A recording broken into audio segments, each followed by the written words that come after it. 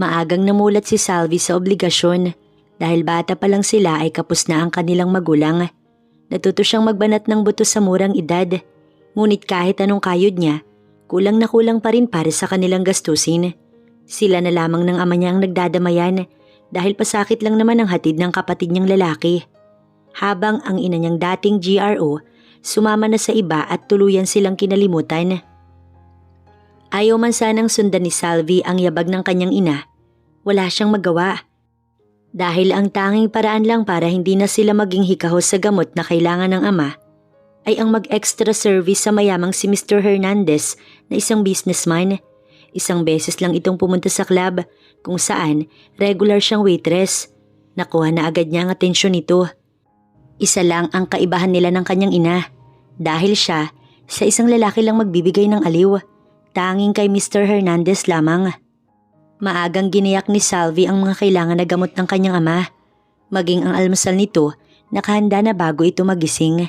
Sa pananghalian naman, lagi niya itong ipinagbibilin sa kapitbahay nila na nagtitinda ng lutong ulam na dalhan na lang ang ama niya tuwing tanghalian. Hindi na kasi niya gustong kumilos pa ito dahil nga nagme-maintenance na ang ama niya para sa high blood at diabetic. Mas malaki ang magiging gastos kapag hindi naging maingat ang ama niya sa mga kinakain.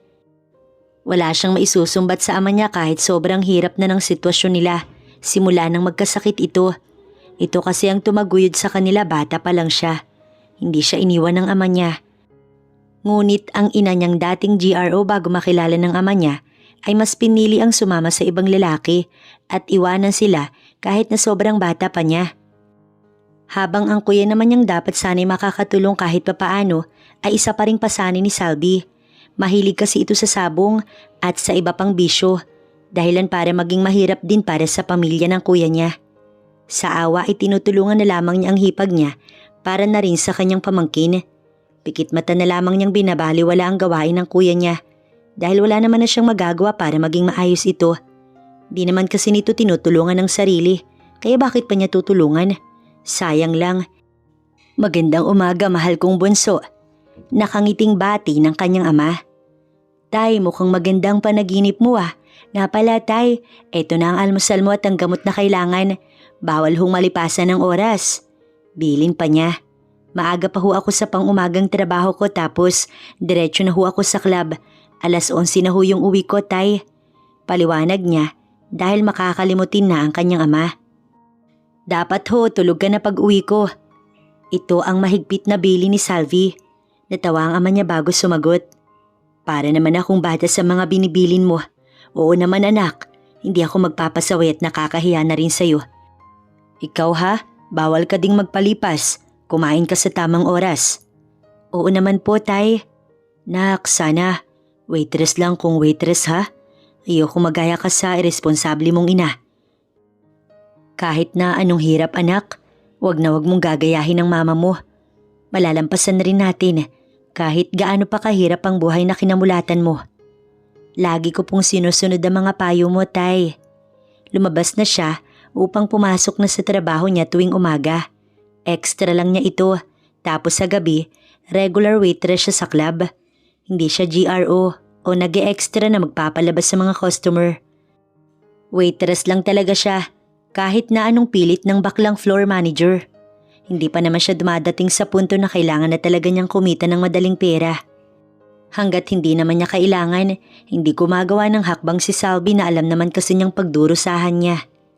Maghapon siya sa pagiging janitress sa isang mall at pagtapos ay dumiretso na siya sa club bandang 7:00. Madami na namang tao, mas marami ngayon dahil araw ng Sabado. Sa VIP room madaming customer. Baka makadali ka ng malaking tips doon. Sabi ni Mima, doon ka na muna naka-assign.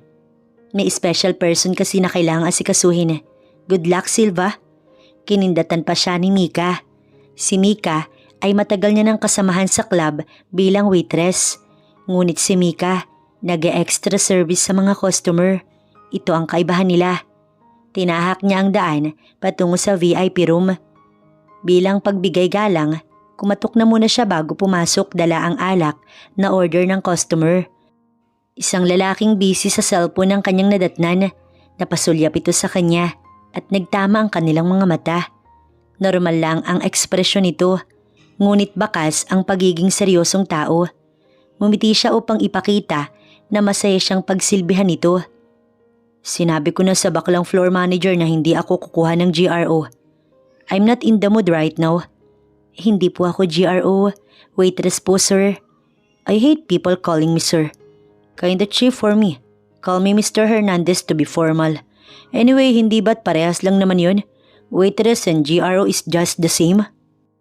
Hindi po, Mr. Hernandez. Malayong malayo po. Ang GRO po, pakasta para sa pera. At ang waitress, nagpapapawis sa marangal na paraan para rin sa pera. Seryoso niyang paliwanag. So pera pala talagang happiness ninyong mahihirap?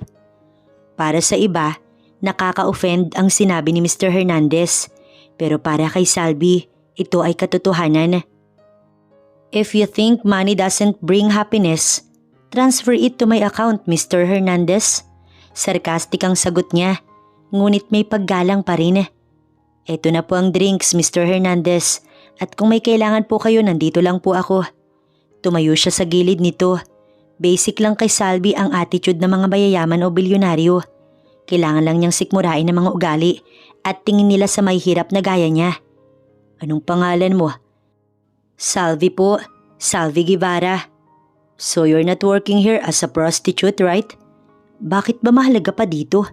Inis na tanong niya sa isipan. Yes, sir. Sapat ba ang sahod mo bilang waitress? Hindi ka ba natutokso na mag-prostitute na lang? Si Mike Enriquez ba si Mr. Hernandez? Sobrang curious yata nito sa buhay niya. Single mom ka? Dagdag na tanong pa nito. Hindi po. Single po ako since high school. Responsableng anak at kapatid. May binubuhay na tatay and so far, kahit naman po napakahirap, na itatawid naman po. I like your attitude, Salvi. Sa tingin ko, perfect ka sa pansalang hinahanap ko. I need a service. Diretsahan itong wika. Service of a pleasure. Ibig sabihin, inaalok siya nitong maging parausan? 50 a month. Depende pa kung matutuwa ako sa serbisyo mo.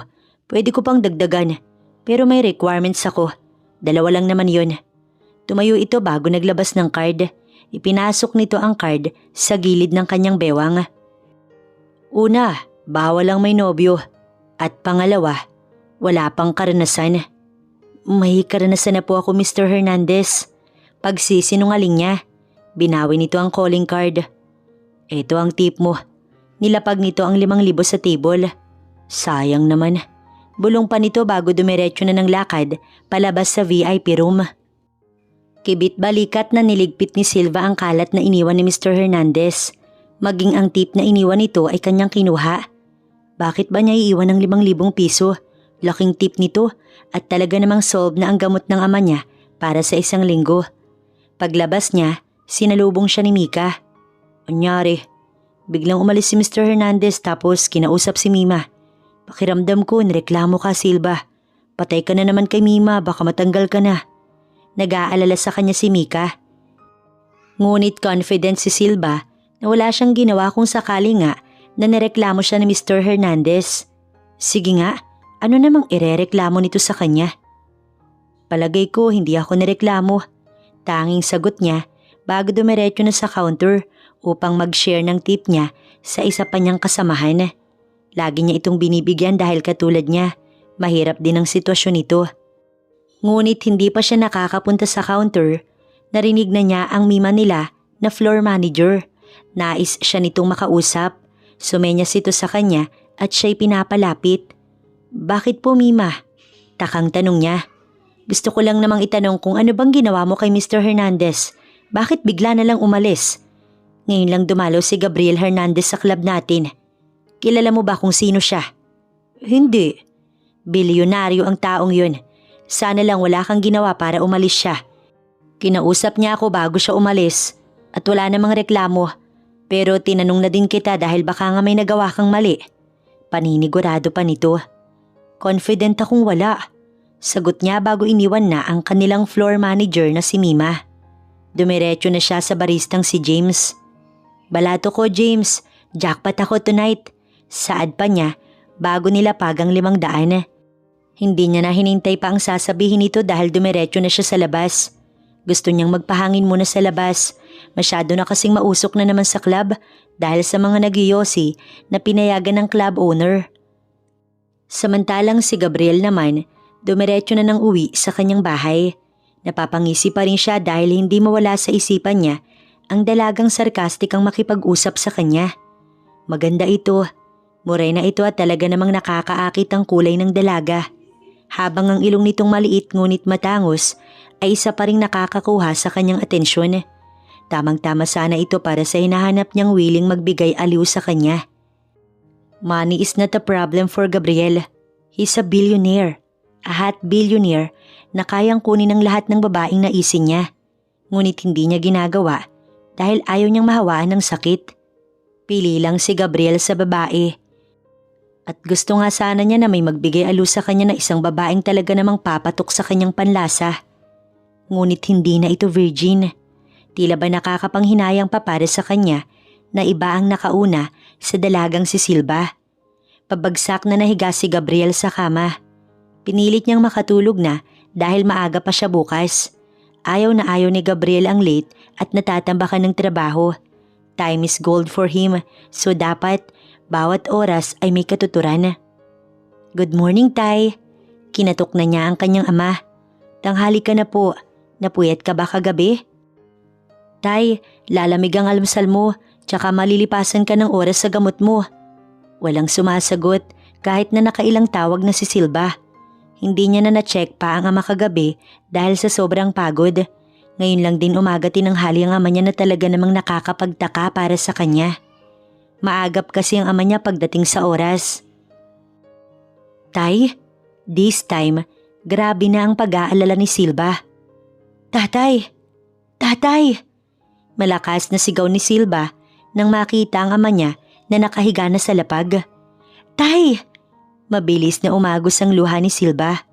Nanginginig siyang tumawag ng ambulansya. Nakampante lang siya nang dumating na ang medic at naisakay na ang walang malay niyang ama. Sumakay siya sa ambulansya upang samahan ng ama niya na dalhin sa hospital. Habang nanginginig ang kamay, nagagawa pa rin niyang magpaalam sa trabaho niya sa pang-umaga at sa panggabi. Pinasok ang ama niya sa emergency habang siya hindi mapakali. Ilang sandali pa matapos masuri ng ama niya, lumabas na ang doktor. Sinabi nitong nahimatay nga daw ang ama niya. Nakaramdam daw ito ng hilo na napunta sa pagkawala ng malay. Mariin siyang napapikit. Ilang sandali pa lang kasi may resibo na agad na inabot sa kanya para sa gamot na itinurok sa kanyang tatay.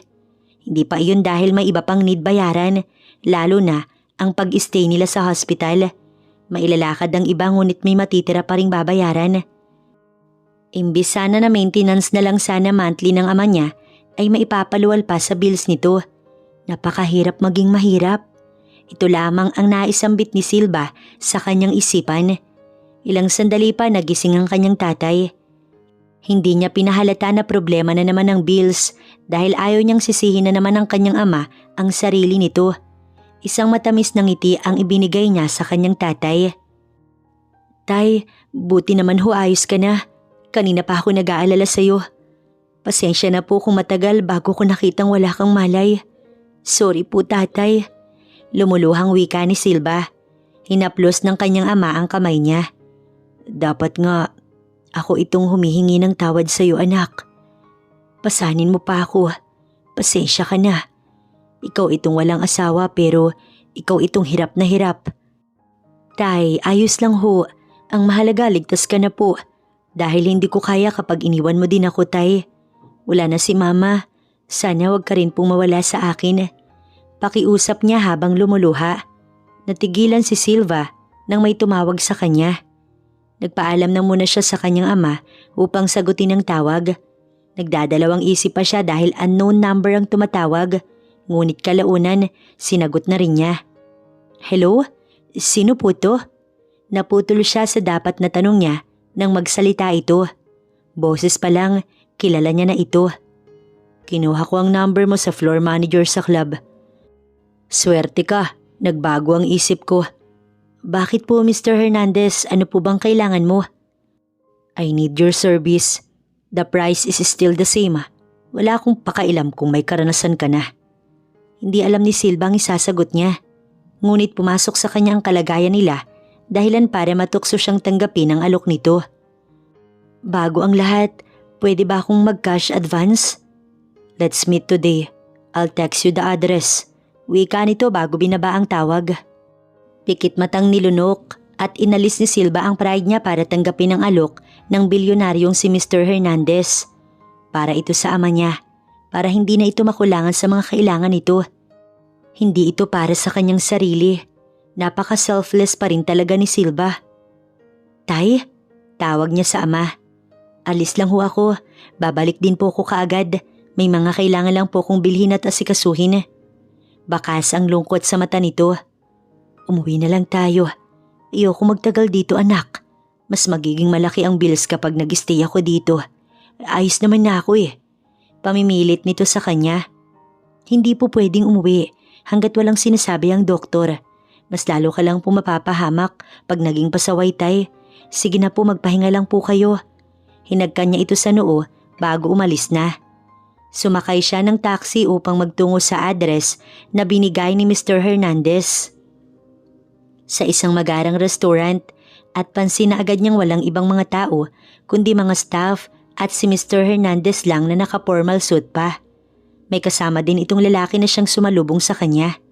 This way ma'am, anyaya pa nito upang igawi siya sa seat niya. Salamat, naiilang pa niyang sabi bago sinulyapan ng boss nito. Pasensya na, nahuli ako ng ilang minuto. Next time don't be late, my time is gold. Hindi ako nag-aaksaya ng oras Silva. Sagot nito bago sumenya sa kanang kamay nito. Dala ko ang kailangan mong pirmahan. Isipin mong naninigurado lang ako kaya may agreement na magaganap. Dala ko na ang pera na gusto mong ma-advance.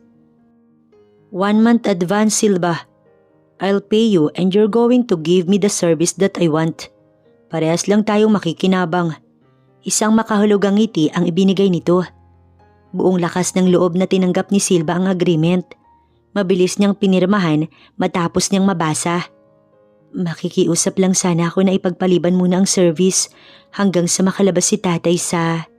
Hindi na siya nakatapos sa sinasabi niya nang magsalita na ito upang kontrahin siya. Ayon sa agreement, once you signed and received the payment, anumang oras kailangan mong gawin kapag ginusto ko. I hope it's clear to you Silva, cause I'm not here for nothing. Kapag ba nangutang ka sa tindahan at sinabi mong bukas bayad, bukas na din ang item na inutang mo. Malinaw naman sa kanya ang pinapalabas nito. Napabuntong hininga siya bago sumagot. Nauunawaan ko Mr. Hernandez. Sumunod ka. Utos nito sa kanya bago dumiretso ng labas. Pinagbuksan siya ng pinto ng kanang kamay nito. Pumasok siya kahit na grabe ang kaba niya. Mariing ipinikit ni Silva ang mata niya. Ayaw kasi niyang lumuha at upang mapigilan ang luha niya, pumipikit siya. Wala siyang imik hanggang sa makarating sila sa isang malaking bahay. Muli ay pinagbuksan siya ng kasama ni Mr. Hernandez at agad naman siyang nakangiting lumabas. Hindi na ito sumunod sa kanila. Sila na lamang dalawa ni Mr. Hernandez ang pumasok sa bahay. Sa kwarto ba agad siya nito idediretso? Expected niya na ngunit hindi niya maiwasang kabahan. Since may karanasan ka na, dapat lang masatisfied ako Silva. Ibinaba niya ang kanyang bag na dala bago sana sasagot pa lang nang sunggaban na siya nito ng halik. Lumabas nga na sabik na itong makuha siya at malasahan. Hinayaan lang niya itong sakupin ng kanyang labi at dahil hindi naman siya marunong, para siyang tuod habang hinahalikan ng lalaki. Natigilan ito at nakataas ang kilay na siya'y tinitigan. Stop acting innocent. Cooperate Silva. Utos nito sa kanya. Sinunod na lamang niya ito kahit na mali-mali pa ang ginagawa niya.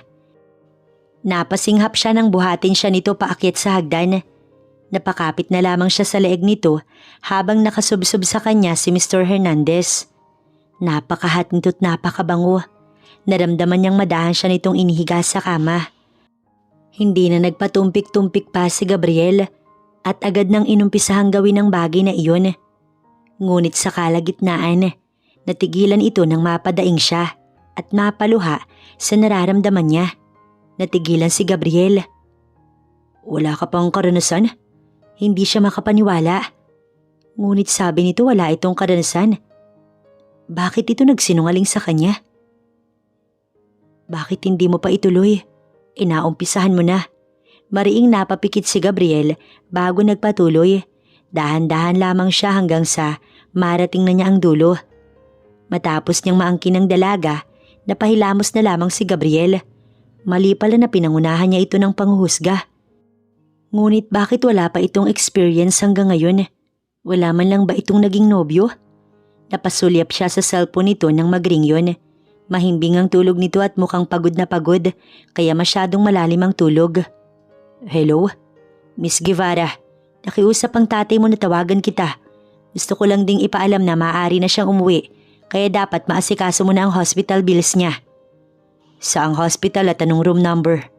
Si Miss Guevara po ang kailangan kong Pinutol niya ang nurse. I'm asking you, give me the damn information that I want. Eritado niyang sabi.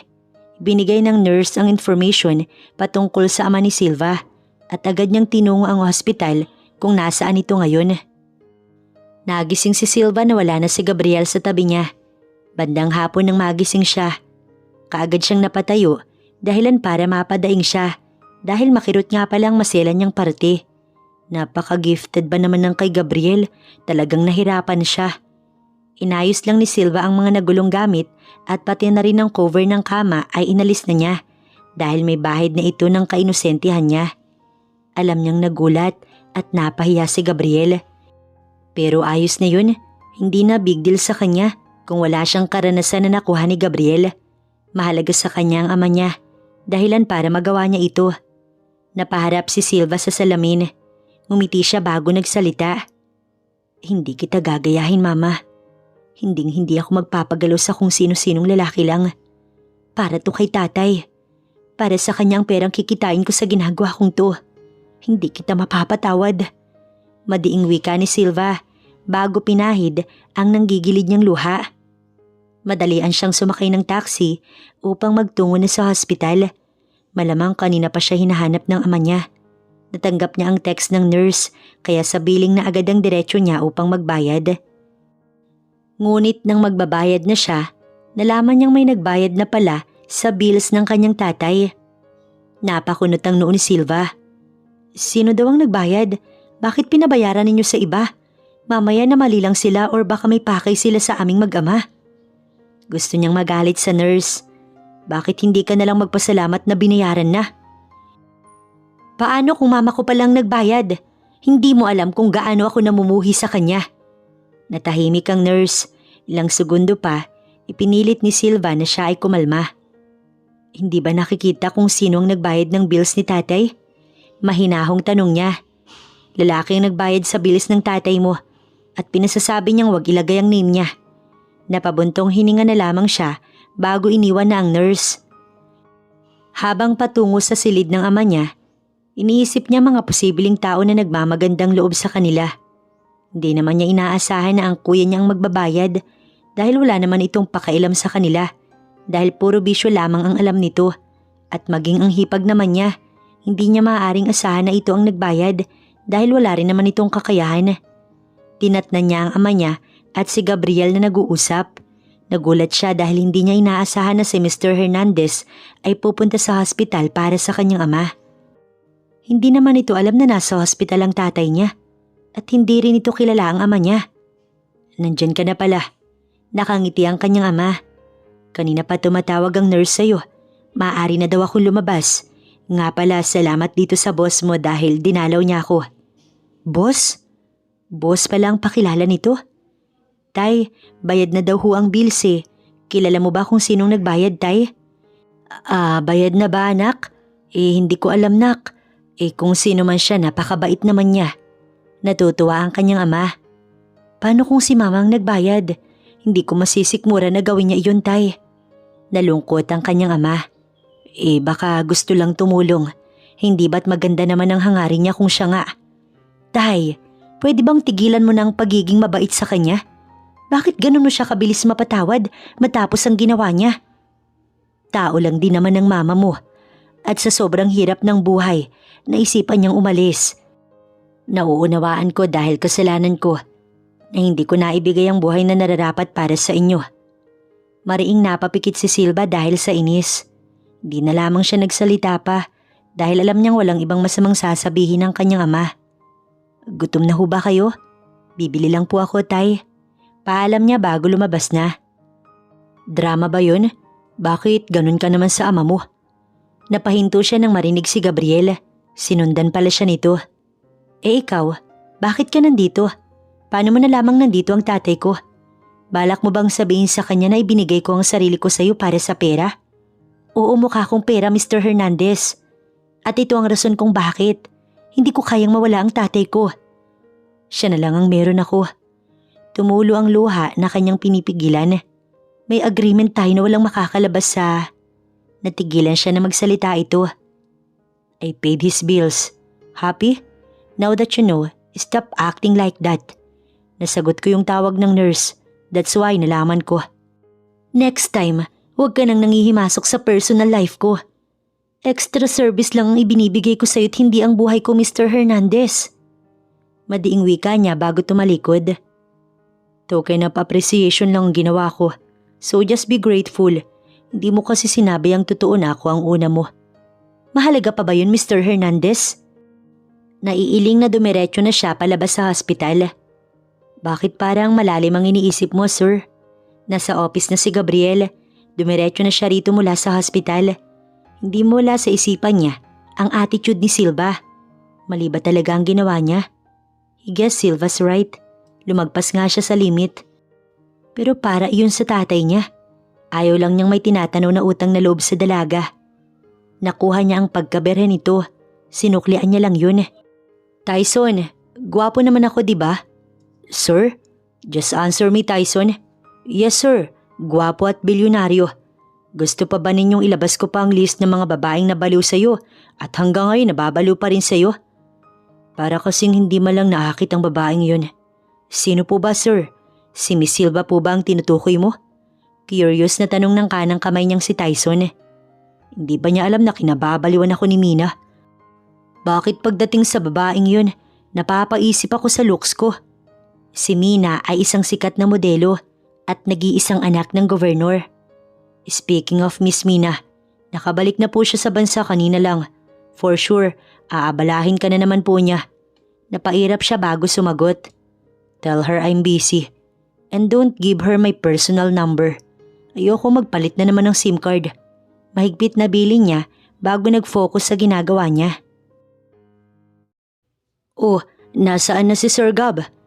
Napairap si Silva sa tanong ng kanyang tatay. Tay, may trabaho po si boss. Umalis na siya, dinalaw ka lang talaga niya. Nga pala, bago na pala ang boss mo. Eh di wala ka na sa club. Nakakatuwa naman na umalis ka na doon. Ayoko rin naman na doon ka dahil nag-aalala lang ako sa iyo. Hindi matignan ni Silva ang kanyang tatay. Ngunit tama naman ito. Wala na siya sa club dahil hindi na siya papasok doon. Sa 50 a month na sahod ni Gabriel na lang ang kailangan niyang pagsilbihan. At least ngayon, mababantayan na niya ang kanyang ama. Ang mabigat lang na kailangan niyang gawin ay ang araw-araw humarap sa ama niya at ipakitang maayos ang trabaho niya kahit na hindi naman talaga. Kinagabihan matapos niyang malakad ang discharge paper ng ama, nakauwi na rin sila. Dinatnan nila na makalat ang bahay.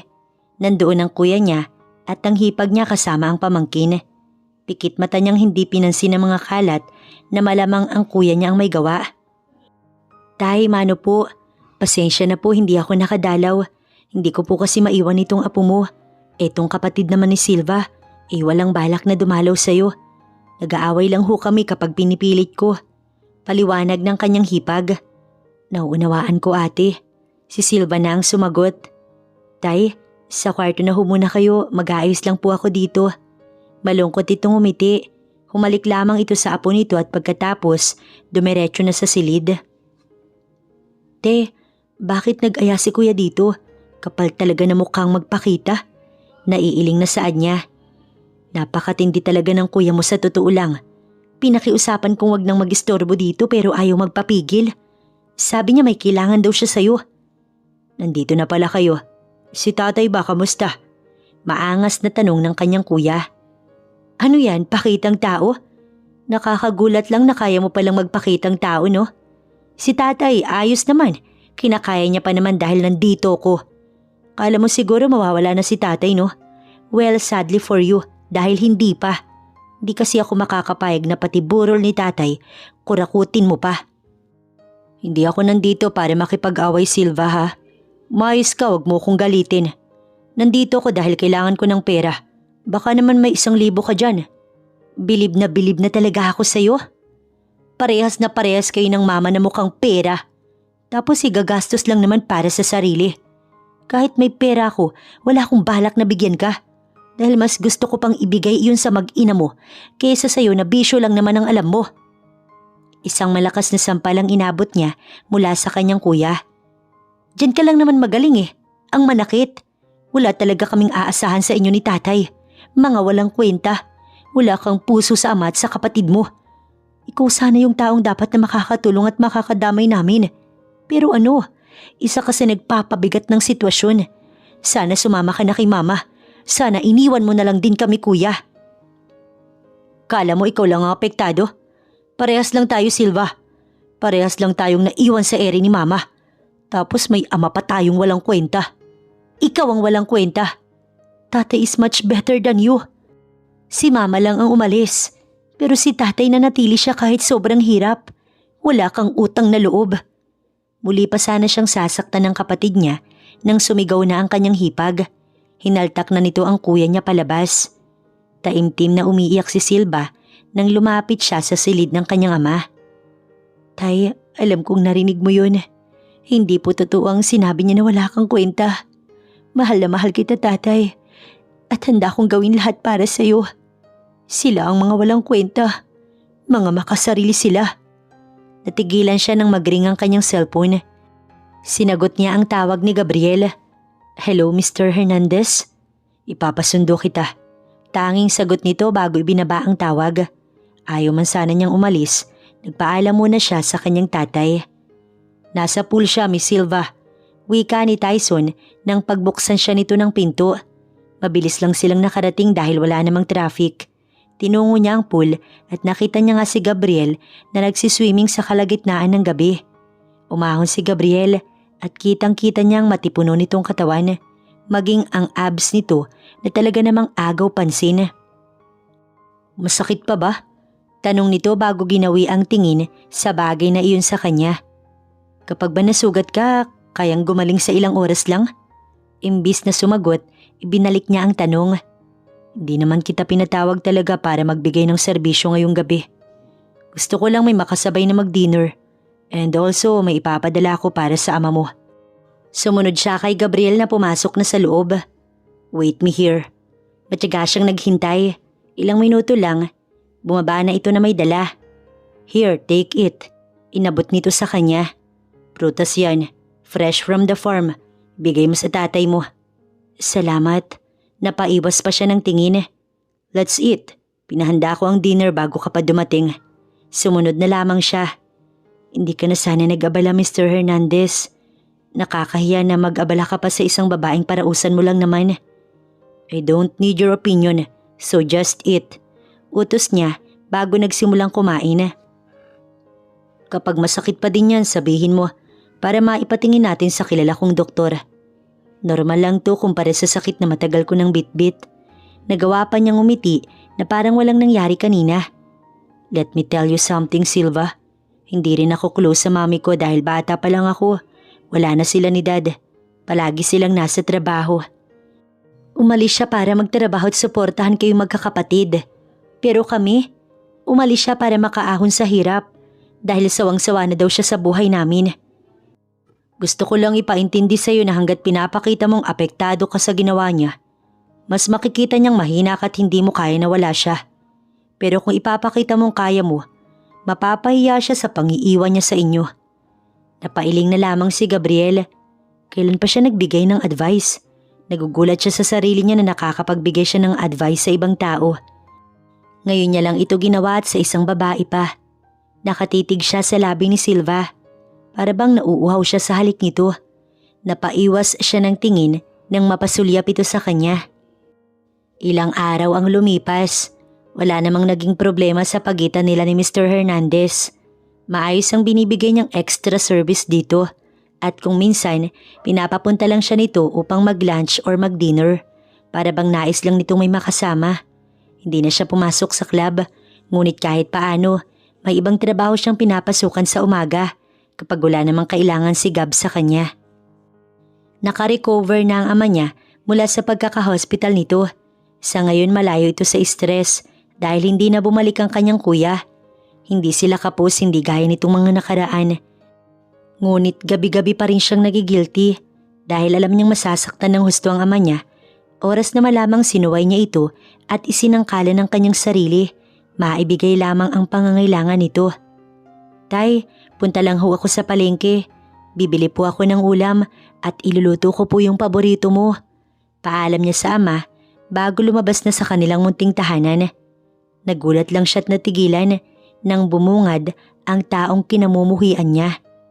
Anong ginagawa mo dito? Umalis ka na. Madiin niyang utos. Gusto ko lang naman nakamustahin ang kalagayan ninyo. Hanggang ngayon pala galit ka pa rin sa akin. Malungkot na sagot ng kanyang ina.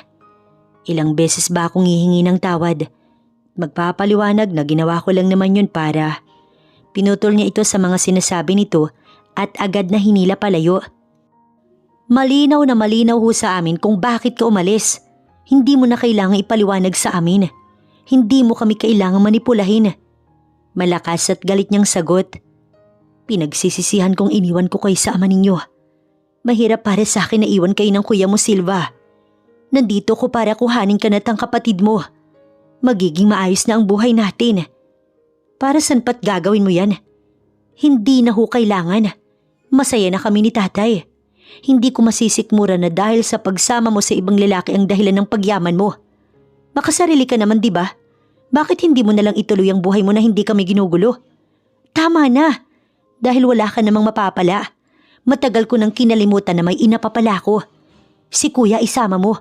Pahirap lang naman siya sa amin ni tatay eh. Mukha siyang pera na gaya mo. So dapat siyang kinukuha mo't hindi ako. Dahil hindi ko iiwan si tatay. Mahal na mahal ko si tatay. Siya na lang ang pamilyang meron ako. Ito ang mahabang sabi niya habang walang emosyong nakatitig sa kanyang ina. Matagal na kitang limot. Maging masaya ka na lang sa buhay na pinili mo. Sana masaya ka sa pamilya mo ngayon. Patawarin mo sana ako. Sobrang hirap. Sobra na tiniis ko Silva't hindi ko na kinaya. Oo, nag-GRO ako. Pero anak, nagbago na ako simula nang makilala ko ang lalaking nag-ahon sa akin sa hirap. Don't worry about him. Tukoy nito sa ama niya. Handa ko siyang suportahan kung yun ang inaalala mo. Nak, naghirap tayo dahil sa kanya. Hindi niya maibigay ang buhay na dapat ay para sa atin. Napakakapal ho ng mukha mo. Una pa lang, alam mong hindi mayaman si tatay. Pero napakasipag niya. To the point na babaldado na nga siya. Hindi ko iiwan si tatay kaya umalis ka na. Alis na't huwag ka nang babalik sa buhay namin. Pagtataboy niya sa kanyang ina. Napahagulgul ito. Isang lalaki ang bumaba mula sa magarang sasakyan at inalalayan ito. Let's go, Han. Hindi na natin sila mapipilit pa. Don't do this to yourself. Bulong pa nito. Bumaling ito sa kanya. Hindi mo alam ang pinagdaanan ng ina mo dahil sa pangungulila sa inyong magkapatid. At wala rin ho kayong alam sa nararamdaman ng tatay ko nang iwan niya kami. Madiing wika niya bago tuluyang nilagpasan ng mga ito. Habang naglalakad, bumuhos ang luhang pinipigilan ni Silva. Paano nagawang baliwalain ng ina niya ang kanyang ama na para bang hindi niya ito minahal? Nasasaktan siya para sa kanyang tatay. She's crying. But why? Sir, hindi ko marinig ang usapan nila ng babae dahil makikita po ko. Sagot ni Tyson.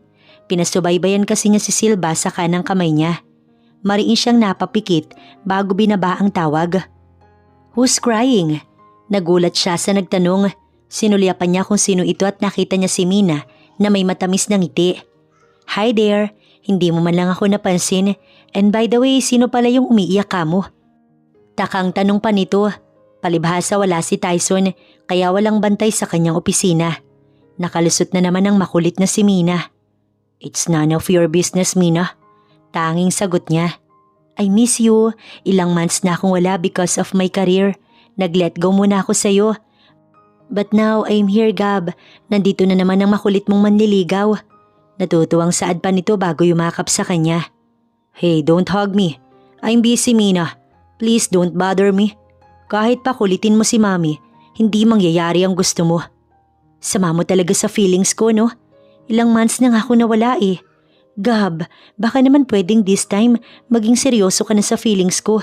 Hindi na ako tulad ng dati. Mas better na ako ngayon. Famous model ka. Bakit pinipilit mo sa akin ang sarili mo kung maraming lalaking naghahabol sa'yo? Cause you're not the one that I want, Gab. Ikaw lang talaga eh. Napabuntong hininga ito. But still I'm not interested. May GF ka na ba ha? Why do you need to know? It's my private life anyway. Hindi niya na ito sinagot. Sa inis ni Minay umalis na ito at hindi na siya ginulo pa. Ilang minuto lang pag-alis nito, nakatanggap siya ng tawag mula sa kanyang ina. Let's have a dinner tonight, son. Gusto ng ama mo na pumunta ka, asahan ka namin. Ito lamang ang sinabi nito bago ibinaba ang tawag. Sabi na nga ba't ang ina niya ang kukulitin ni Mina? Himala yata na walang patawag mula kay Mr. Hernandez. Ito ang takang tanong ni Silva sa isipan niya habang nag-aabang ng tawag ni Gab. Anong oras na? Mukhang wala na yata talagang balak si Gab. Sa wakas ay makakatulog din siya ng mahimbing. Bakit nandito ka pa? Nagulat siya sa ama niyang bigla na lamang sumulpot. Balak rin naman sana niyang pumasok sa silid, ngunit inabutan siya nito. Malalim yata ang iniisip mo. Sino bang hinihintay mong tumawag? At kanina ka pa nakamasid sa cellphone mo. Ikaw ba'y may nobyo na? Panunoksong tanong pa ng kanyang ama. Natawa siya bago depensahan ng sarili. Si tatay talaga, maloko kung minsan. Hindi po ako nag-aabang sa nobyo ko dahil wala naman po ko nun. Bakit nga ba ayaw mo pang magnobyo? Ang dami namang lumiligaw sa'yo na taga dito sa atin. Hindi rin naman ako mahigpit sa'yo. At mas lalong hindi kita pinipigilan dahil nasa tamang edad ka na anak. Si tatay, ayan na naman sa pamimilit sa akin na magnobyo. Tatay, wala nga po kong balak sa ngayon. Hindi pa naman po lumalagpas ang edad ko sa kalendaryo, kaya wag ka na munang mag-alala tay. Pangungumbinsi pa niya sa kanyang ama. Inaya niya na itong pumasok sa loob nila dahil malamig na ang simoy ng hangin. Dumiretso na siya sa kanyang silid. Matapos maihatid ang ama sa silid nito. Itinabi lang niya sa kanya ang cellphone, baka sakaling biglang tumawag na naman si Gab. Samantalang si Gab naman, hindi makaalis-alis dahil sa makulit niyang ina. Nakiusap ito na manatili muna upang makipagkwentuhan kay Mina. Balak pa naman sana niyang tawagan si Silva. Ngunit hindi na talaga matutuloy dahil na-corner na siya ni Mina sa bahay ng kanyang magulang. Tita, he's so rude to me. Ang tagal ko pong nawala pero wala man lang siyang naging reaction kanina pagbisita ko sa office niya. Workaholic pa rin si Gab and until now ayaw pa rin niya sa akin. Sumbong pa nito sa kanyang ina. Napailing na lamang siya. Itinoon ni Gab ang atensyon niya sa cellphone dahil nais niyang mag-iwan ng mensahe kay Silva na hindi na muna niya ito kailangan.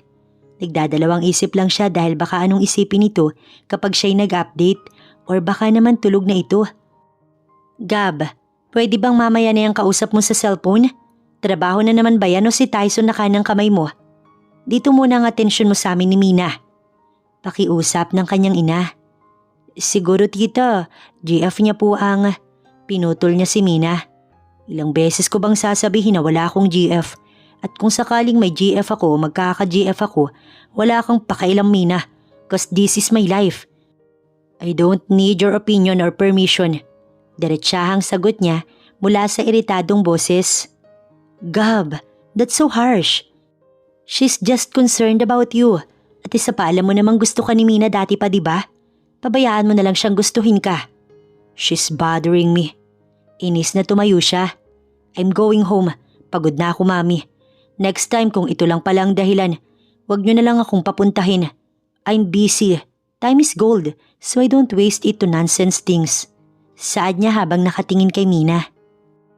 Umalis na siya. Ngunit imbis na dumiretso pa uwi ay sa bahay siya ni Silva dumiretso. Dito kasi siya dinala ng kanyang isipan. And now, He's standing outside. Malamig at tila ba papatak ang ulan. Hindi nga siya nagkamali dahil nagsimulang umambon. Napilitan na siyang tawagan si Silva kahit nahihiya siya. Sumagot naman ito ilang minuto lamang. I'm outside. Pwede bang sumilong? Tanong pa niya habang nakatanaw. Rinig niya ang mabilis na pagtakbo nito palabas. Dala nito ang payong nang labasin siya. Gabi na, Mr. Hernandez. Bakit ka pa pumunta? Takang tanong pa nito nang makapasok na sila sa bahay. Tinatamad na ako magmaneho pa uwi. Naisip kong mas malapit ang bahay mo. Baka pwede ako magpalipas ng gabi. Hindi naman siguro masamang makisilong muna. Si Tati kasi tulog ni. Nasa silid kasi niya ang mga extra unan, kumot at extra foam namin. Sa silid ko na lang muna, Mr. Hernandez. Anyaya ni Silva. Sumunod lamang siya sa silid nito. Maliit ang kwarto nito ngunit malinis naman at mabango. Napasulyap siya sa kama nito na sa tingin naman niya ay kasya sila. Bakit nga pala ginabi ka na? San ka ba galing, Mr. Hernandez? Will you stop calling me Mr. Hernandez? It's too formal. Just call me Gab. Mas better sa pandinig. Ikaw naman ang nagsabi na Mr. Hernandez para formal. Bulong pa nito na narinig naman niya. Yeah, binabawi ko na. Happy? Sarkastikong tanong niya. Hindi na ito kumibo pa. Inabot nito ang tuwalya. Maliit lang ang banyo. Pagpasensyahan mo na lang. Then after mong magbanlaw, may extra akong damit dito. Tumango na lamang siya bago nagtungo na sa banyo nito na hindi nga talaga malaki. Dinatnan niya itong nagbabasa ng libro. Tila ba hindi na nito alintana ang kanyang presensya. Mukhang nasanay na ito sa kanya. Napasulyap ito sa kanya. Tumabi ka na sa akin, Gab. Pagod ka na, diba? Tila ba parang musika ang bawat pagsambit nito sa kanyang pangalan. Gusto mo bang malaman kung bakit hindi kita napapunta? Hindi naman ako interesado. Alam ko naman na busy kang tao. Inanyayahan ako ng dinner ni Mami. Nasayang lang yung oras ko dahil pinilit lang nila napansinin ko si Mina. Mina? Sino naman siya? Sa libro pa rin ang atensyon nito. Well, she's nothing to me. Makulit na babae si Mina. Matagal niya na akong gusto, but I don't like her. Paniguradong maganda siya. Bakit naman ayaw mo? Masaya ka ba na kumukuha ka lang ng parausan? Hindi masamang pumasok sa commitment. Bakit ikaw wala pa? Balik na tanong niya, imbis na sagutin ito. Dahil ayoko pa. Wala akong mahanap o makilala na matinong lalaki. Sagot ni Silva. Di for now, mag-enjoy na lang muna tayo sa ganito. Anas niya bago inibabawan si Silva. Inalis niya ang libro nitong hawak. Focus on me, Silva. Bulong pa niya bago sinunggaban ng labi nito. Napuyat si Silva. Para naman kasing araw-araw na lang sabik si Gabriel sa kanya. Napamulat siya dahil akala niya'y maaga pa. Ngunit pagising niya, wala na si Gab sa tabi niya. Napatingin din siya sa orasan at anong oras na. Tinanghali na talaga siya. Inisip niyang maagang umalis si Gab upang hindi ito abutan ng kanyang ama. Ngunit pagpunta niya sa kusina, ay inabutan niya itong naghahanda ng almusal. Habang ang ama naman niya, kausap nito na parang wala lang. Parang hindi nito kinatatakutan kung mag-isip ang ama niya patungkol sa kanila. Morning, gising ka na pala. Nakangiti pa ito. Napakunot ang kanyang noo. Tatay, si boss nga pala. Nakitulog muna dito kasi malakas po yung ulan. Hindi naman po kita magising kasi tulog ka na kaya pinutol na siya ng kanyang ama. Malaki ka na kaya wala naman akong tutol sa inyo ni Gab. Sinabi niya na sa akin, huwag ka na mag-alala na magagalit o magugulat ako. Alam ko naman, unang kita ko pa lang dito sa sinasabi mong boss mo, may something na talaga sa mga tingin mo. Paliwanag pa ng ama niya na mas lalo lang nakapagpasakit sa ulo ni Silva. Tay, gusto pa sana niyang ipaliwanag, ngunit pinutol na siya ni Gab. Breakfast is ready. It is what it is. Saad pa nito bago siya kinindatan. Siguro ay pinahihiwatig nito na sakyan na lamang niya ang paniniwala ng kanyang tatay. Mariin siyang napapikit bago naupo na. After breakfast, kinausap niya si Gabriel. Talagang pinaniwala mo ang tatay ko na may relasyon tayo? Sa dami ng pwedeng palusot, yun pa talaga?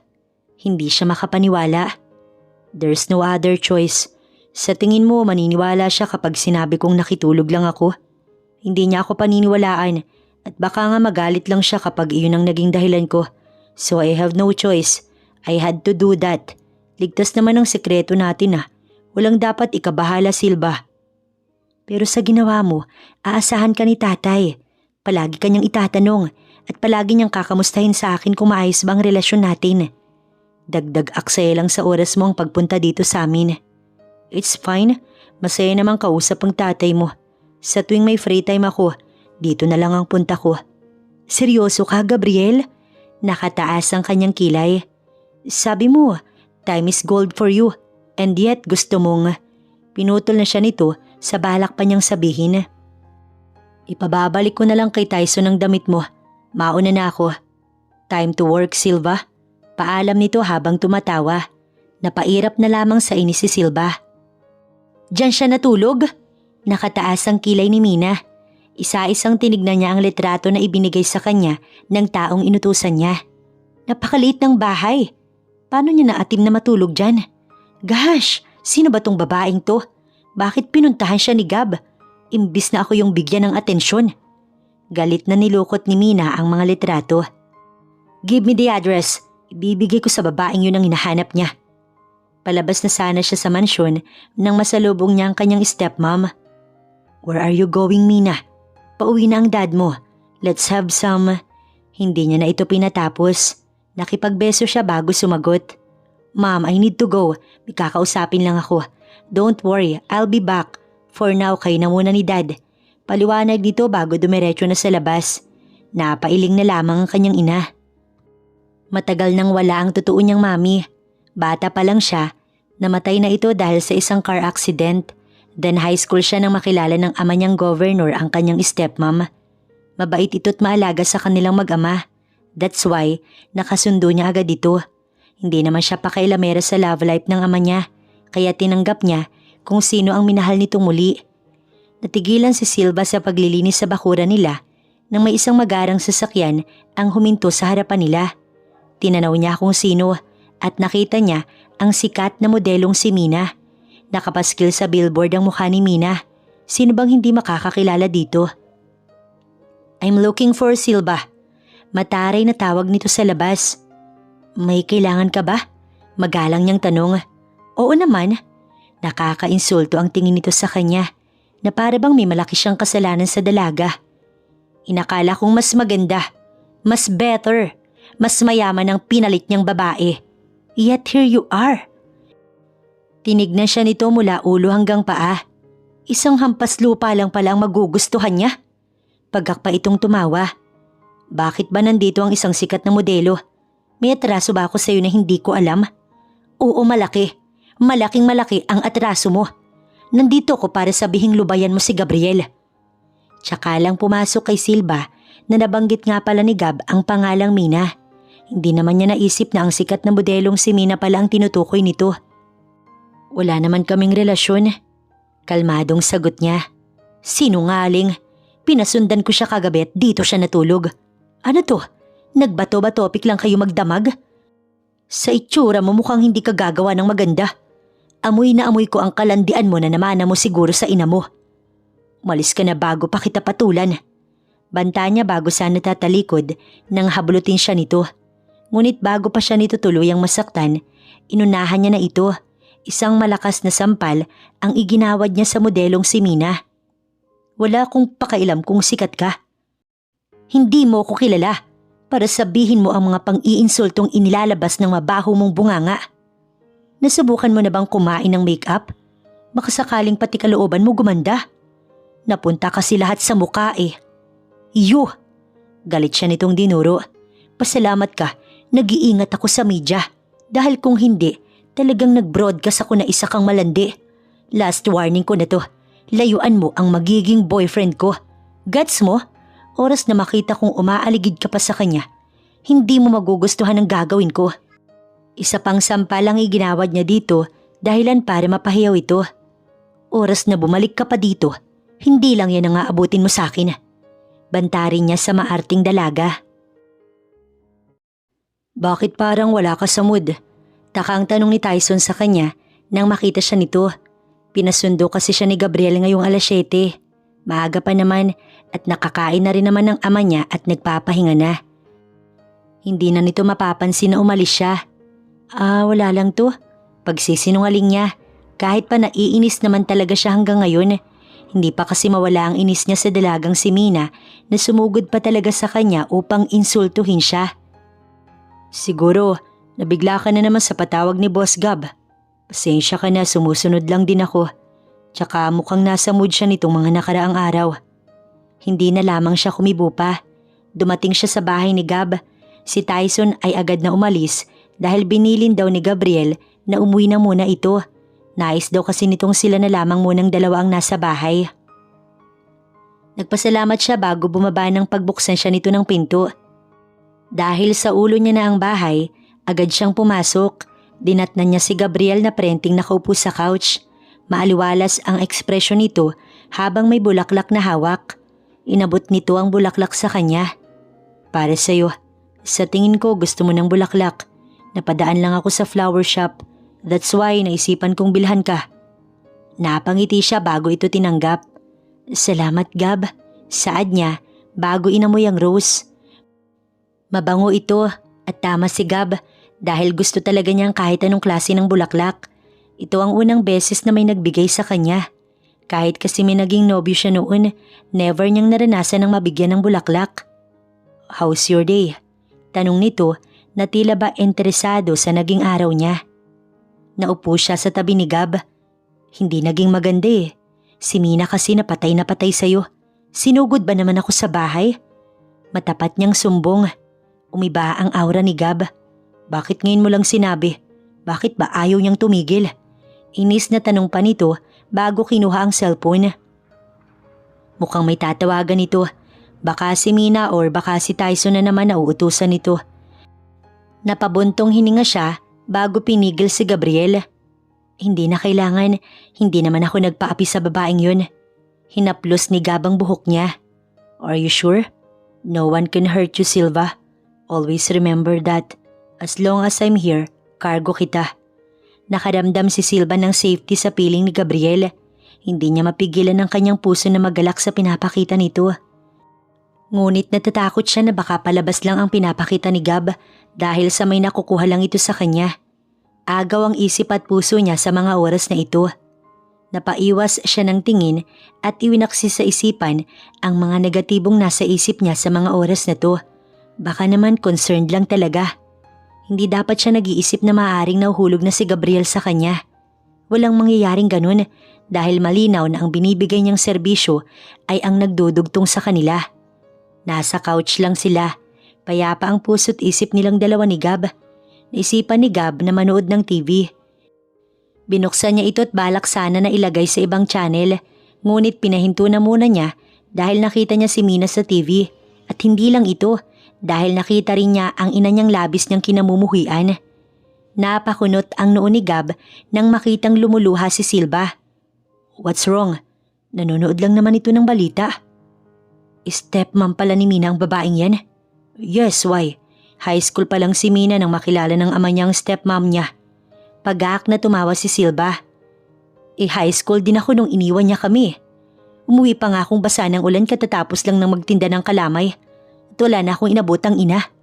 Nakakatuwa lang na kaya niyang maging ina sa ibang tao, pero sa sarili niyang anak hirap na hirap siya. Gets na ni Gab ang sinasabi ni Silva. Napakaliit nga naman ang mundo para sa mga ito. Hindi rin niya inaasahang ang stepmom ni Mina ay ang ina ni Silva. Maayos naman pala talaga ang kalagayan niya, kaya hindi niya na kami naalala. Pinamukha lang talaga niya na naging successful ang pagsama niya sa ibang lalaki, kaya pinuntahan niya kami. Naiiling pa si Silva. Pinahid niya ang luha nito, pinatay na niya ang TV. Mas lalo lamang itong masasaktan. Iyakap niya si Silva at doon napahagulgol na ito. Shh! Tahan na. Di ako papayag na saktan nila kayong mag-ama. Don't worry, ako nang bahala kay Mina. Bulong niya habang yakap si Silva. Hindi ito kumibo at patuloy lang sa pag-iyak. Umayos na ang pakiramdam ni Silva. Inaya na siya ni Gabriel na magpahinga. Yakap siya nito nang makahiga sila. Wala itong ginawa sa kanya, kundi damahin lang siya na talaga namang nakakapagpataba sa kanyang puso. Bukas sabay na tayong umuwi sa inyo. Gusto kong dalawin din ang tatay mo. Wika pa ni Gab. Matutuwa na naman yun. Salamat, maraming salamat dahil nandyan ka, Gab. Hindi mo naman obligasyong damayin ako pero ginagawa mo pa rin. Hindi ko alam kung bakit at ayaw ko rin naman na magtanong pa sa'yo kaya salamat, Gabriel.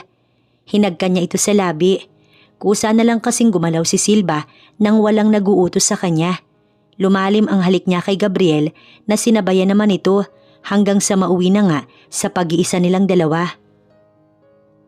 Kinabukasan pagmulat niya ay nasulyapan niya si Gabriel na hinihintay na pala siyang magising. Good morning, bati ni Gab.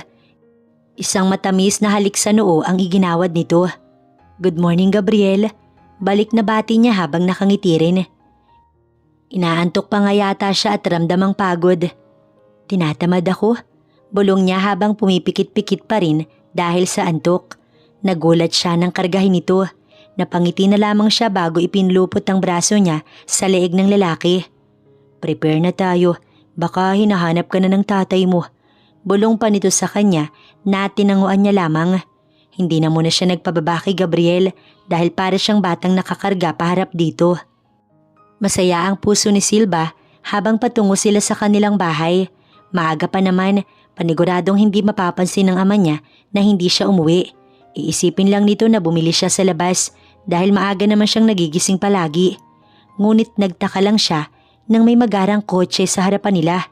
Napakunot ang noo niya bago mabilis na pumasok. Familiar kasi ang kotse. Dinatnan niya ang kanyang ina, nakausap ang kanyang ama. Napabaling sa kanya ang atensyon ng mga ito. Kaagad siyang nagalit at pinalayas ang kanyang ina. Alis na! Sinabi kong huwag ka nang bumalik dito, di ba? Ano bang mahirap sa sinabi ko? Nagawa mong umalis, dapat magawa mo ring kalimutan na kami ng tuluyan. Malakas niyang sigaw. Tumahimik ka nga. Nag-uusap silang dalawa.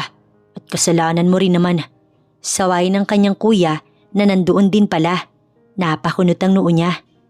Kasalanan ko? Matapos lahat ng tiniis ko sa pag-uugali mo at ang mga tulong ko sa inyo, kasalanan ko pa? Tay, magpapauto ka ba sa mga yan? Kuya, umalis ka rin dito. Labas ka sa problemang ito.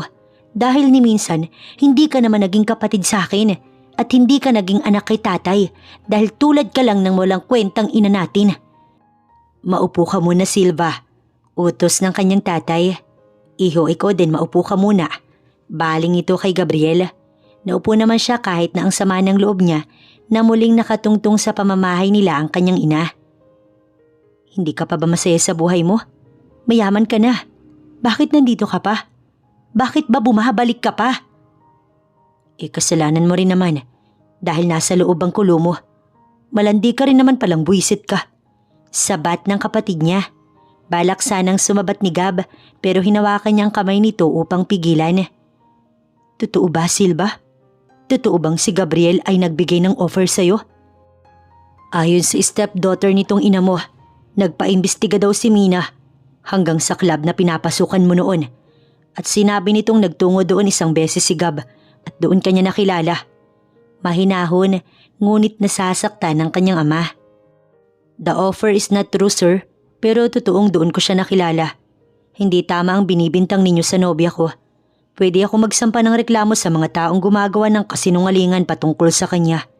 Lalo na kay Mina na ang purpose ay siraan si Silva. I will not tolerate this kind of stupidness. Galit na saad ni Gabriel. Sinulyapan nito ang kanyang ina. Ano man ang sinabi ni Mina, hindi yan totoo. Hindi lang niya matanggap na si Silva ang gusto ko at hindi siya. Nandito lang ako dahil ayoko masira ako sa kanila. Maayos na ang buhay ko. Huwag na sana ninyong guluhin pa. Sambit pa nito bago tumayo. Eto pera, magsimula kayong muli nang wala ko. Dinampot ito ni Silva at ibinato sa kanyang ina. Dalhin mo yung pera mo dahil ayokong makita ang bakas mo sa bahay na to. Matagal na kami nakapagsimula ni tatay. At sana isama mo na tong sakim mong anak na nagmana sa'yo. Bago pa man makalabas ang ina niya, may sinabi pa siya. Sana lang, Tanggapin pa rin nila kahit na malaman nilang GRO ka dati. Gaya na lang ng pagtanggap ni tatay sa'yo. Sana hindi ka pandirihan ni Mina. Kala mo naman, ang perfect mo, Silva. Umalma ang kanyang kuya. Kaalis na nga sa lecheng pamilyang to. Yan ang pinakamaganda mong gawin. Umalis ka na at huwag ka na ring bumalik dahil masaya na kami ng tatay ng kami lang. Sumama ka sa walang kwenta nating ina. Umalis na nga ang mga ito. Napasulyap siya sa kanyang ama na lumuluha na pala. Niyakap niya ito upang sabihin na magiging maayos ang lahat. Hindi na nila kailangan ng mga taong yun na nagbibigay lang naman ng paghihirap sa kanila. Matapos kumalma ng kanyang ama at maging siya, tsaka niya naharap si Gabriel na ipinagtanggol siya kanina. Totoo naman sana ang sinabi ng kapatid at ina niya. Ngunit si Gabriel na mismo ang pumutol. Totoo naman yun, Gabriel. Mahina niyang sambit. For me, hindi yun totoo. It was my fault, Silva. Inilagay kita sa sitwasyong yun. They don't need to know about it. Walang makakaalam ng totoong dahilan kung bakit magkasama tayo ngayon. The truth is, I want this to be real. Napaawang ang kanyang labi. Ha? Narinig naman niya. Nagmamaang-maangan lang siya. I want this to be real. Gusto kita. Masyadong mababaw ang salitang gusto kita. I think it's not the right term for my feelings. Mahal kita, Silva. That's the right term. Masaya ako kapag kasama ka. Kampante ako at palagi ako nangungulila sa'yo. Kahit isang araw pa lang tayong hindi nagkikita. Bakit ko pa patatagalin ng pag-amin? Bakit ako mahihiyang umamin? I wanna love you so bad. Tipong ayaw kong patagalin pa dahil baka maagaw ka ng iba. Hindi siya makapaniwala sa inaamin ng bilyonaryong si Mr. Hernandez. Mahal na pala siya nito. Can we make it real? I don't mind if you don't love me. I'll do anything para magustuhan mo din ako, Silva. I'm here to protect you from them. Lalo na kay Mina. Nandito ko't mamahalin ka't hindi ka pababayaang masaktan. Umaamin ka pa lang pero parang proposal na agad ang mga sinasabi mo. Nanggigilid ang kanyang luha. Niyakap siya ni Gabriel. Parehas lang tayo ng nararamdaman, Gab. Masaya din ako't kampante ang puso ko kapag ikaw ang kasama. Sa tingin mo ba magsisinungaling pa ako? Walang dahilan para hindi ko tanggapin ang pagmamahal mo. Hindi kita minahal dahil sa mayaman ka o gwapo ka. Pero dahil sa kabila ng mga bagay na mayroon ka, nagawa mo pa rin ako mahalin at pakitaan ng magandang pagtrato. Minahal kita dahil iba ka sa mga taong nakilala ko. Natakot man ako na baka pinapakita mo lang mga bagay na yun dahil may nakukuha ka sa akin. Pero ngayon, nakuha ko na ang sagot na mali ang iniisip ko. Ito ang masaya rin na pag-amin ni Silva habang umaagos ang kanyang luha. What did you say? Hindi makapaniwala ang ina ni Gab sa sinabi niya na may natitipuhan na siyang babae at may minamahal na siya. Kahapon lang nang magtapat siya ng pag-ibig kay Silva at ngayon sa kanyang ina naman siya nagtatapat upang maipakilala niya na si Silva at hindi na ito mabigla pa. Ayaw na rin niya na ireto siya nito kaya inunahan niya na ang kanyang ina. Yup, she is Silva. Simple at maganda. Mahal ko siya and soon magpo-propose ako sa kanya once na masettled na lahat. Mom, stop insisting na si Mina ang babaeng dapat kong mahalin cause that will never happen. Si Silva ang gusto kong makasama at maging ina ng magiging anak ko. Bukas ipapakilala ko siya sa inyo ni Daddy. Well, wala naman akong tutol sa gusto mo basta mahal mo anak. Ang sa akin lang naman, gusto kong may makasama ka na dahil ilang taon ka na. Hindi naman sa pinipilit ko si Mina. Nagbaka sakali lang naman ako na magustuhan mo siya. Pero sa sinabi mong may mahal ka na, natutuwa naman ako na sa wakas, may ipakikilala ka na ring nobya mo anak. Naiinggit na nga kasi ako sa mga amigas ko na may apo na. Sana anak, mauna ang apo. Request pa ng ina niya na ikinangiti niya. Mabuti naman pala't walang hadlang sa kanyang pamilya. Maging sa tatay ni Silva walang problema. Si Mina na lang talaga. Hindi ito titigil hanggat hindi nito nasisira si Silva. Ngunit hindi naman siya makakapayag. Poprotektahan niya si Silva sa kahit na sino. Maging sa ina at kapatid nito. Ito ang ipinapangako ni Gabriel. Tay, tawag ni Silva sa ama. Kain na ho at baka lumamig ang pagkain. Tawag niya sa ama na abala sa pinapanood nitong sport. Nak, alam kong umalis ka kagabi. Natulog ka ba sa bahay ni Gab? Nasamid siya sa tanong ng kanyang ama. Ngunit natawa naman ito nang makitang siya'y natakot. Hindi mo kailangang matakot. May edad ka na anak. Gusto ko lang namang malaman dahil nag-aalala ko. Silva, basta mahal mo, mahal ko na rin. Kaya hindi na ninyo dapat itinatago sa akin. Payo ng kanyang tatay. Pasensya ka na pala sa ina mo. Hindi naman ako anak utu-uto. Ginagalang ko lamang siya dahil ina mo pa rin naman siya. Hindi mawawala ang paggalang ko sa ina mo kahit na ano pa siya noon. Masaya ako na nasa maayos siyang kalagayan. Maayos din naman tayo. Hindi na kailangan na manatili sa madilim na nakaraan. Matuto na tayong magpatawad kahit na kinamumuhian pa natin. Sa tingin ko, tay, hindi ko po talaga magagawa yun sa ngayon. Lalo pat kitang-kita naman na wala na tayo sa kanya.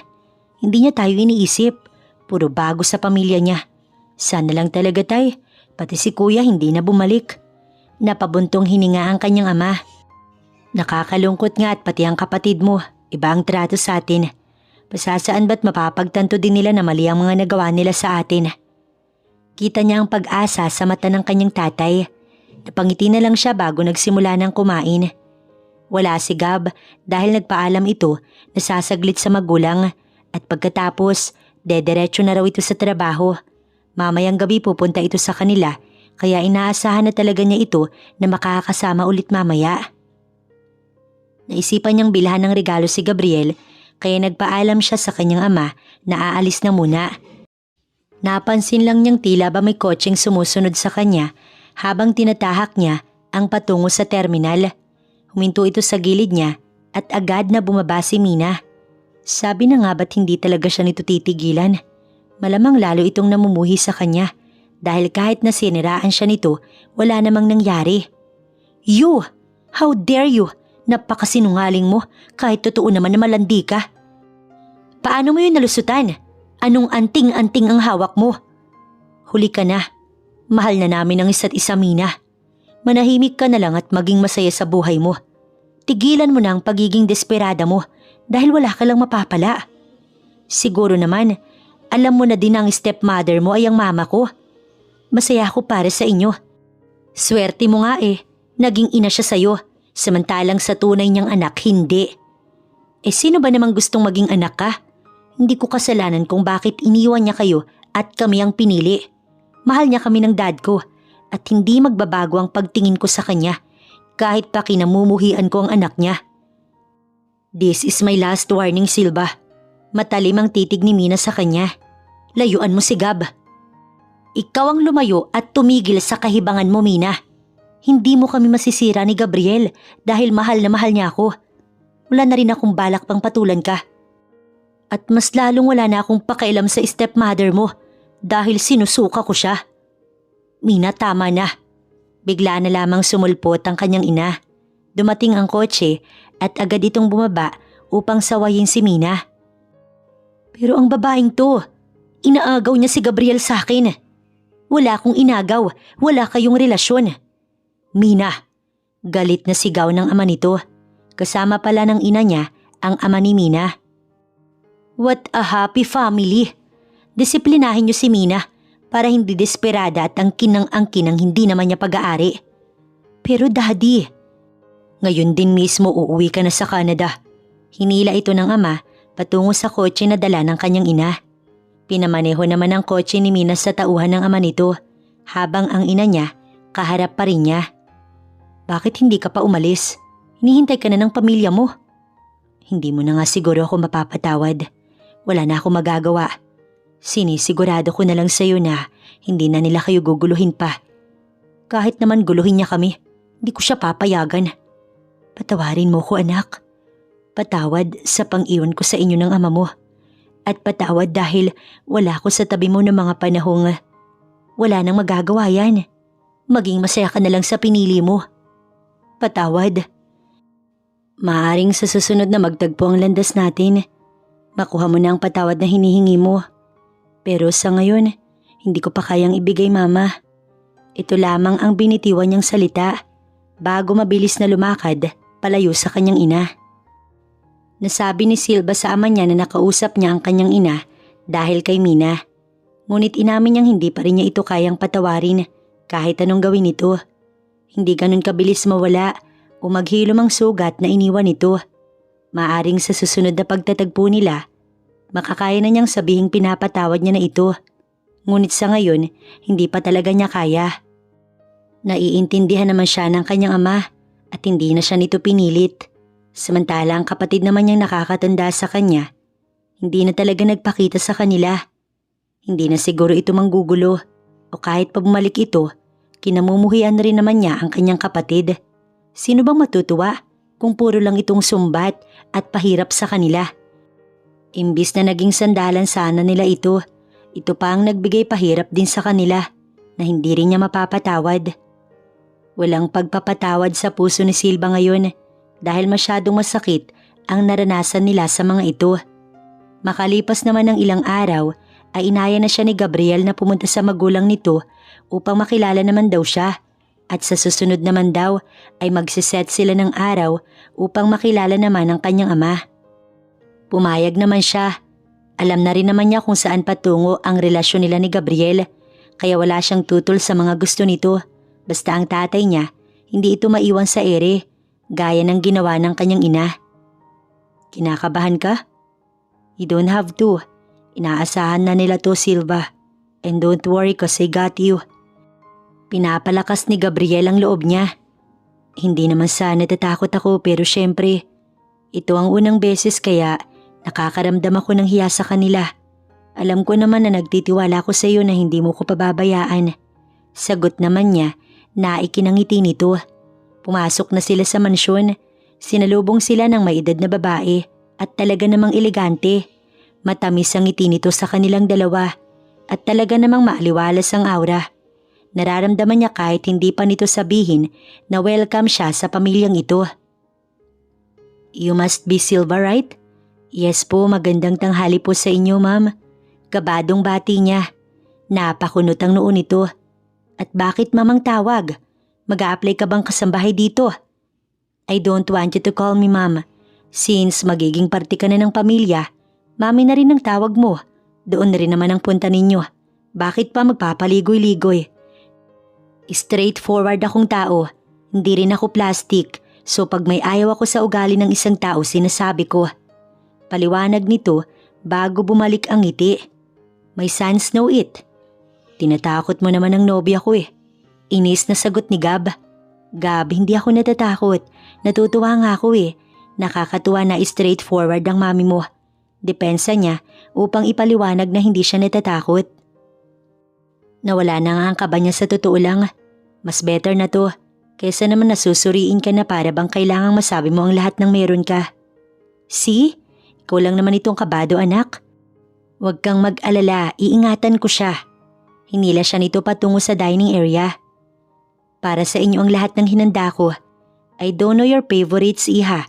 Pero sa susunod iluluto ko na kapag alam ko na. Nga pala, nasabi ba niya na baby ang request ko? Natatawang bulong pa nito. Wala naman pong nasabi si Gabriel. Baka nahihiya pong sabihin sa akin. Iha, alam mo kasi, gusto ko na talagang makita ang apo ko sa kanya. Sabi ko nga, mauna na ang apo tsaka na ang kasal. Ma'am? Sumulpot bigla si Gab. Mami, kung ano-ano na lang ang sinasabi mo kay Silva. Gusto kong ikasal muna cause I respect her and his father. May panahon sa pagbubuntis and it's up to her. Mami, lakas mo pa. Malamang aabutin mo pa ang apo mo. Agad naman niyang sinaway si Gab. Gusto ko na din ng anak. Nagulat si Gab habang ang ina nito ay kinikilig. Namula tuloy siya sa kahihiyan. Ngunit pinanindigan na niya dahil ayaw niyang sumama ang loob ng ina ni Gabriel. Silva, gusto mong... Pinutol niya si Gabriel. Oo, gusto ko na so dapat ibigay mo na ha. Bilin pa niya bago kumindat. Para naman may apo na sila at malamang sobrang kamukha mo. Ganun daw kasi pag panganay kamukha ng ama. Walang bawian ha. Wika ni Gab. Buo naman ang loob niya. Naibigay nga niya ang kanyang sarili sa lalaking to. Kaya bakit hindi buo yung loob niya na dalhin ang magiging anak nila sa sinapupunan niya? Dumating na ang ama ni Gab kaya nagsimula na silang kumain habang nag-uusap patungkol sa kasal. Wala naman siyang masabi dahil si Gabriel naman ang magpaplano nito. Hindi nga niya inaasahan na kasal na agad ang pag-uusapan eh. Magnobya pa lang naman sila. Tila ba masyado pang maaga para sa kasal? Ngunit wala rin namang required na tagal sa pagpapakasal para sa kanya. Kasi kung mahal, pakasalan mo agad. Wala sa tagal yan, kundi nasa pag-ibig para sa isa't isa. Nakulitan ka siguro no? Natatawang tanong ni Gabriel. Kasalukuyang nasa biyahe na sila, pauwi sa bahay nila. Alam naman ng ama niya na hapon na sila makakabalik dahil nga ipapakilala siya ni Gabriel sa magulang nito. Nakulitan? Hindi ah. Masayang ang kausap ang mami mo eh. Nakakatuwa. Talaga? So totoo na gusto mong mag-baby na agad?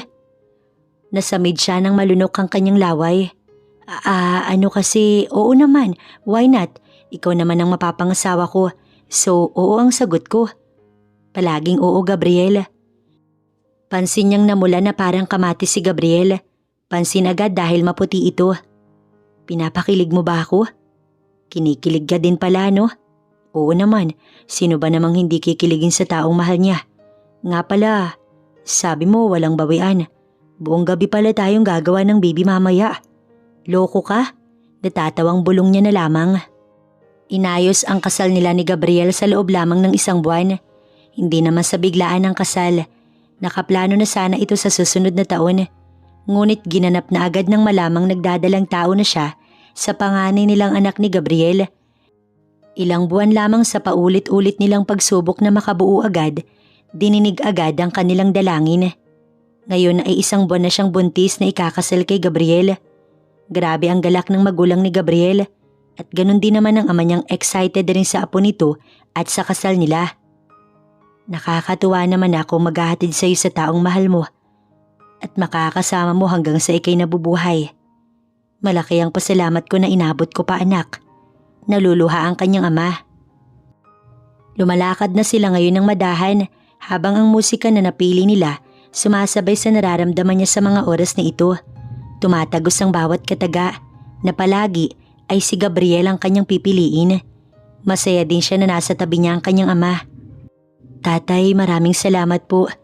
Ayaw niyang umiyak dahil huhulas ang make-up niya. Ngunit hindi niya mapigilan. Basta kapag nasaktan ka na o wala ka nang makapitan, nandito lang ako, anak. Hindi ako mawawala, anak ko. Grabe ang agos ng kanyang luha.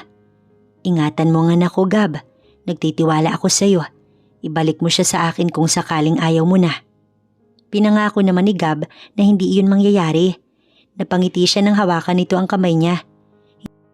Hindi talaga niya pagsisisihan ng naging desisyon niya o ang buhay na pinili niya kasama ang taong mahal niya. Alam niyang safe siya, ramdam niya iyon. Natapos ng maayos ang wedding ceremony at natapos sa matamis na halik. Ganap na silang mag-asawa ni Gabriel. Sino bang mag-aakala na ang Mr. Hernandez na binibigyan niya ng aliw ay ang taong nakatakda pala sa kanya upang magbigay saya naman sa puso niya habang buhay. Tadhana lang talaga ang makakapagtakda ng maaaring mangyari sa buhay mo. Minsan, magugulat ka na lang na makikilala mo na ang dawan mo sa pinaka hindi mo inaasahang pagkakataon. Lahat ay dumiretso sa wedding celebration. Simple lang naman dahil ito ang hiling niya. Hindi na rin sila mag-honeymoon sa ibang lugar dahil mas gusto niyang manatili sa bahay. Siguro dahil sa pagbubuntis niya kaya ganito ang nararamdaman niya. Sobrang tinatamad talaga siya at paiba-iba ang mood niya. Laking pasalamat niya na maintindihin ng kanyang asawa. Sa kanila rin pala nakatira ang kanyang ama. Bumukod na agad kasi sila ni Gabriel. Pinarenovate lang nila ang bahay nito. Sa ngayon, masaya pa rin naman silang walang nagbago. Mas lalo ngang nadagdagan ng saya ngayong may inaasahan na silang anak. Mas lalo pang naging maingat si Gab sa kanya. Halos ayaw na nga siya nitong galawin kahit na 1 buwan pa lang. Natatawa nga siya dahil baka daw masaktan ng baby kapag masyado siyang gigil. Pinayuhan naman sila ng OB doctor na hindi yun mangyayari. Ngunit ayaw pa din niya. Sa ngayon, pareha silang excited na masilayan ng kanilang panganay. Hinihiling lang nila na sana maging malusog sila at naging maayos ang delivery. Ito lamang ang hiling ni Gab at wala nang iba pa.